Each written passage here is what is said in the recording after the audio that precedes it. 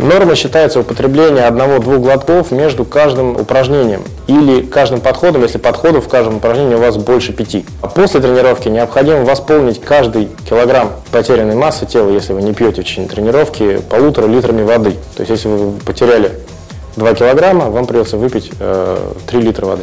В идеале же нужно стремиться, чтобы потери массы тела в процессе тренировки не происходило. То есть пополнять запасы воды оперативно, не ждать окончания занятий.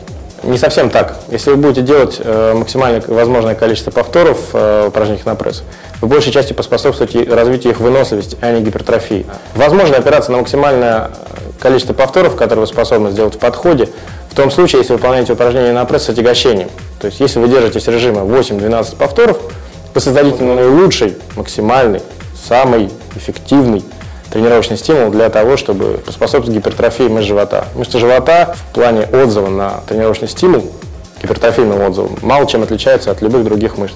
По статистике, от 36 до 50% бегунов, занимающихся бегом регулярно и для себя, не обязательно участвующих в соревнованиях, получают травмы. Соответственно, можно считать, что бег – упражнение травмоопасное для суставов. Правда, большей частью это относится к продолжительным беговым тренировкам. Если вы посмотрите исследования, посвященные спринту, то увидите, что скорость бега не связана с повышенным риском возникновения травм. Так получилось, что человек, как биологическое существо, в большей степени приспособлен к спринту, к быстрому бегу, к быстрым рывкам, чем к продолжительным забегам.